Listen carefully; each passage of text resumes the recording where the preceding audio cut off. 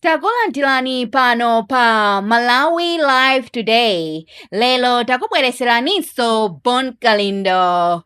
Bon Kalindo, ukutishani lelo? The DC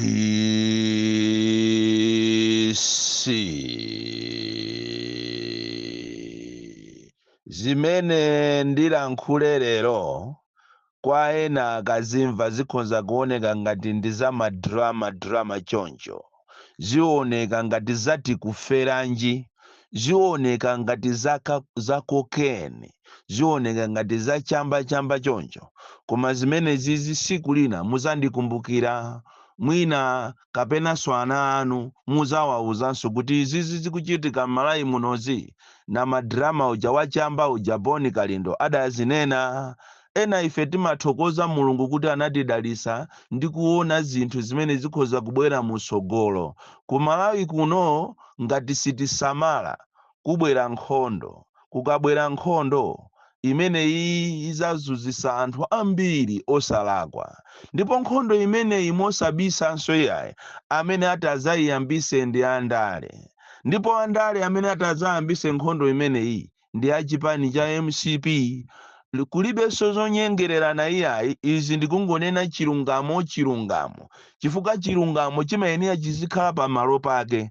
Ine pa umoyo wanga umene ndakhala kuzafika siku la lero naonapo andale amene ayendesa dziko lino koma sanayendese dziko lino monga mene akupangira MCP. Ndipo ichichi muchimvesese a Malawi.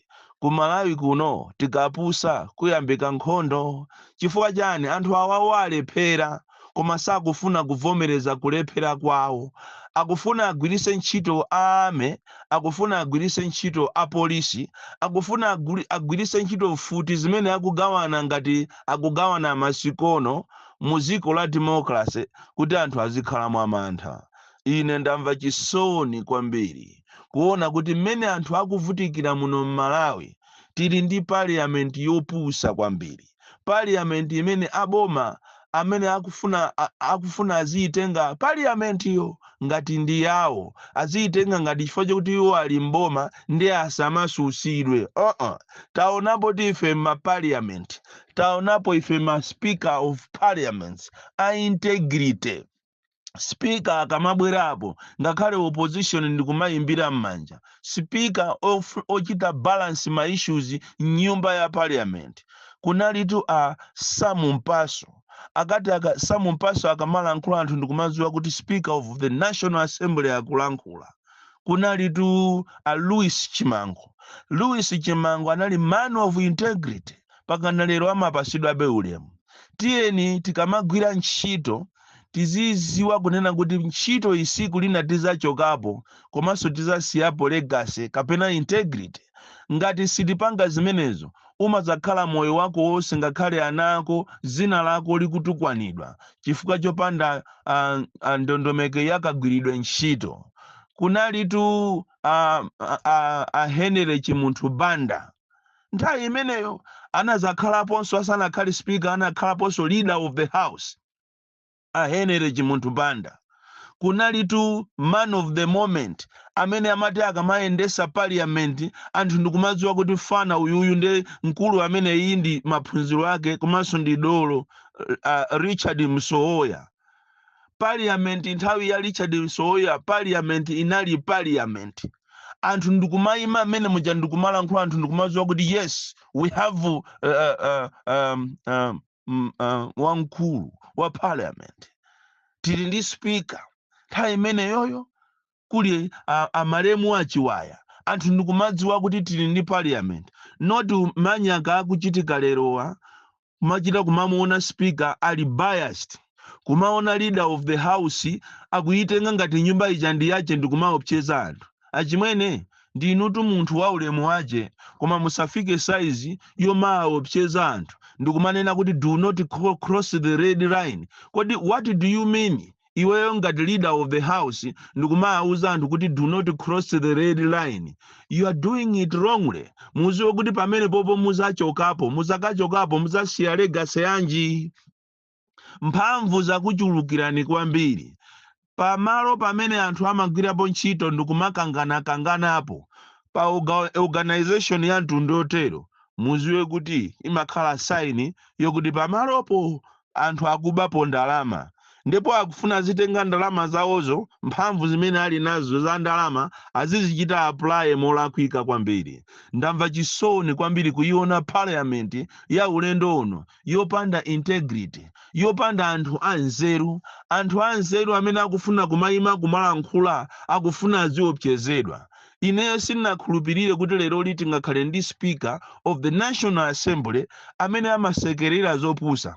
Kwaona anthu akungosiya zipani zawo, andi achipaniwo akalembera kalata kwa speaker kumanena kuti ukabwerese umboni wa mtundu wanji. Kodi anthu aleno mmatitenga ife kukhala zisiru kapena jani? Iniyomu anthu akuchita respond the sona. Anthu akulankhulapo za zimene president wanu analankhula. Lero limufuna muzitembenuza mawu kunena kuti pamene pajapo inali it was a wrong grammar. Malo maonena kuti anene kuti zitukuko akupanga ndiye zitukuko analemba mu chizungu cholakwika, ananena kuti zitukuko zapangidwa. Malo mokuti alembe kuti zitukuko zikupangidwa. That was a wrong grammar. Lero limalo mokuti muvomereze kuti president wanu ndi inu yonse amene mwalephera ndiye mufuna muziopseza anthu. Sizinachitikepo m'Malawi muno kuiona sona yoyankhidwa ndi minister, sona kumabagiridwa ndi minister. Zonse zimene mukupanga ifeyo taziziwa kale ya ku Malawi first.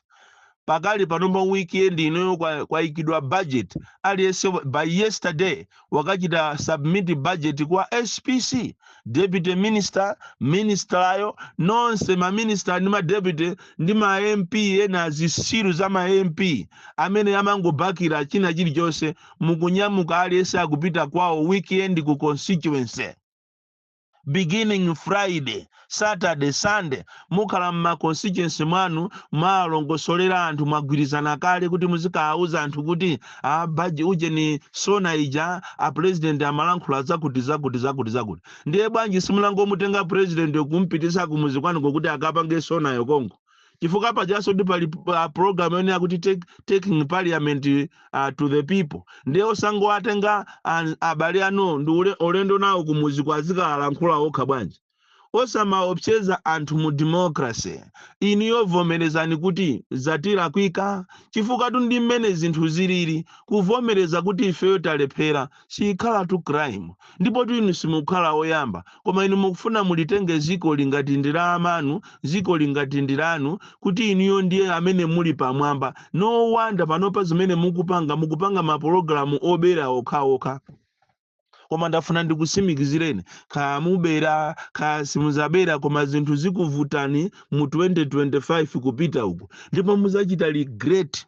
Ndipo kunali sobwino ndalama zimene mwabazi mukanangobaza omwezo ndikukhala pansi chifukwa muzazunzika koopsa. Komanso mwinu ngati mukuona ngati ati azazunzike ndi opposition, sazazunzika opposition okhatu, azazunzikaso ndi inu nomwe kupulasiso abale anu. Muzafunafunanso kuti ndalama zimene mwabazo muzazisanze, chifukwa ngakhale olo maiko ni mabungwe azakuukirani kwambiri. It is better ndalama zimene mwaba pakali panozi mukhale nazo zomwezo. Kulemera kumene mukulemera pano pamulemerere ndikomweko, koma mukapitiriza ntchito yokuti muzizuza anthu, ntchito yokuti muziopseza anthu, munthu wina akapanga cholakwika ku parliament ndiye musamazuzulidwe, muzinena kuti do not cross the red line. Achimwene mukupanga zinthu zolakwika kwambiri, and you are not worthy to be leader of the house. Leader of the house is a father. Leader of the house is the one who brings the sanity in the house. Osakhala kumaopseza anthu. Umanena kuti kumene mukupanga nako ifeyo tikupezani konko. Ifeso we are ready for you. You are ready for who? Why? For what? Muziko la democracy. Kufuna kumaopseza anthu mwalephera vomerezani kuti ifeyo zinthu zativuta, chimene tinabwerera mboma mu ndikuba, ndipo ife kupanda malemu chilima ife sitikanakhala pano, because those are the facts. And do not forget ena tinali limozi pa front line, achina chimwendo tinali limozi pa front line, inu ndi ine kumapanga limozi front line. So inu simunga ndiopseze tu ineyo tu. inetu siningalole kuti muzikapitiriza kuanamiza Amalawi tu. Ngati ili programu yophana tiye ntingophana.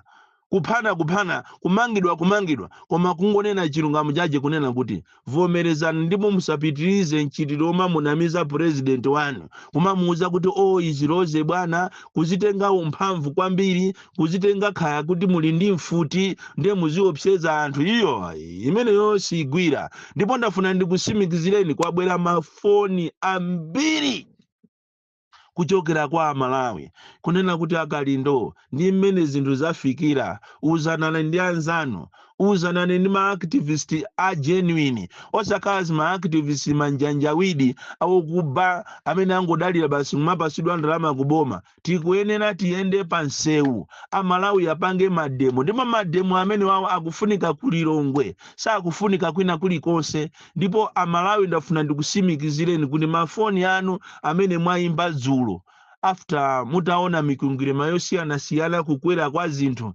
chimanga chimene chikukwera daily kwachaija ndi imene yagwa fetereza ndi uyu akuperekedwa chimanga chita masulo akale uchisiru wa boma. Anthu mukufuna mademo ngakhale mumadistrict anthu akufuna mademo. Ndafuna ndikuwuzeni ine ngati president wanu wa anthu osauka kodi inetu opanda inu ine palibepo. Mademo tiyakonza ndipo tiyitanisa nsonkhano tikambirana ndi gulu lathu la Malawi First tipanga mademo tikupanga osakhalanso kuopa sitikumuopa wina aliyese. Kaya kuli mfuti zimene mukugawa nazo gawanani mugawane. Mafilimu anu amene mukupanga ndi anthu aku Israeli kuti muzapase anthu mfuti yachisankho ikayandikira muziopseza anthu imenezo zilibe ntchito yayi. Mademo koma tipanga chifukwa mwatitola kwambiri mwatitolatu. Kodi ngati nzedu zakuvutani osapita kukampeza Richard Nsoya bwa olo achimanga osakapeza bwanji ndikumaka afusa kuti kupoti parliament imayendesedwa bwa osapita bwanji because these people are still alive. Achimunthu banda muli nawo so parliament momo chimunthu banda munthu akati akamala nkhula ndikumaziwa kuti yes speaker akulankhula osakhala manyaka amene tili nawo pakali pano. So there is no way iniyo muzika opcheza a opposition chifukwa choti akuzuzula nchitidwe onama. Andi imene ijayo sona ijasono mawu asona taaziwa kuti sona ndi mawu ena othandauza kuti boza. So tikamanena kuti sona iwe usandipange sona ndiye kuti iwe usandipange boza. Mungoziwa kuti tikulankhula nyenwa ya inuyo chifukwa sizinachitike ponso ku Malawi kuno kukhala ndi president onama. And it is true in other countries, even pa Zambia pomba ulo ku South Africa president kungolankhula boza zimene zozo zili Malawi malamulo a Malawi kulankhula boza ndi impeachment straight. So do not intimidate anthu. Musazitengere mphamvu molakwika kuti muziopseza anthu in a democratic country like Malawi. Zimenezo sizitheka chimwene. Olo mutagwirisa force ya mtundu wanji olo mutachita train anthu ochuluka bwanji kuti muzabwerese chipwirikiti nthawi ya zisankho olo mutachita transfer a police motani koma ngati nthawi yanu yakwana basi anthu sakukufunani.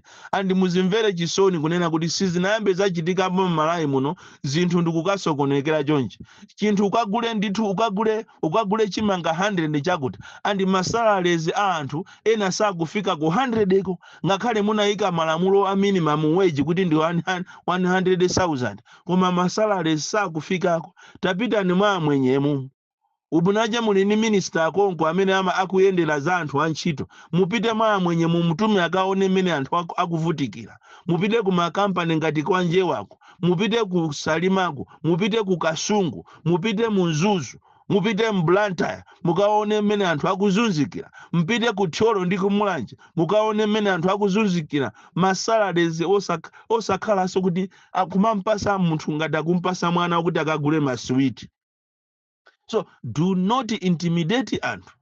Apapa pamene achali chimuka nabwera aponso pano ndikulowerera chifukwa parliament imene iyi kupanga chibwana kwambiri. Koma soka ilo tili ndi achali chia fake asogoleri opemphera a fake chimene akuziwa basi ndikupita ku State House ndikumalandira ndalama ndikumanama kuti ati iwo ndi opemphera. uchisiri weniweni umene uli muno Malawi. Ndiye ndafuna ndikuwuzeni kuti uchisiri ukapitiriza muona Malawi muno muyambika nkhondo, koma nkhondo si yabwino. Muzaona ngati mukuteteza kuti mufuna mupitirizebe kuti muzilamula, koma muna mukupanga uchisiri umene wofuna kuyambisa nkhondo chifukwa chokuti nkhondo simukuyiziwa. Mwafuse akuwame amene amapita ku DRC, mwafuse kuti kodi akati nkhondo ndi chani? Nkhondo ndi chani? Imalira tumfuti ndikumangozinyera ndikumangozikozera. Ana aja kusiyidwa, munthu kusiya mwana wace kutenga ntanga, umaona ngati akutenga mwana. Nkhondo si yabwino. Choncho inu wa MCP, do not try and bring terror in Malawi. Don't bring war in Malawi. Don't create tension. Ndi uchisiri umene mukupanga inu ku parliament, anti tikubwererani Kongo tizakupangireni ma demonstrations. Kaya muli ndi anyamatano ati woopseza amene ozawo tikakumana nawo pompo. Ifeso ndife anyamata woopseza. Ifeso tini njira zathu zimene timapanga. Bon Kalindo, the DC, mwana woopsa kwambiri, the most deadly and dangerous child from Nyeza village, Tiye Mabuka, Box 76, Mulanje, Malawi, Southern Africa.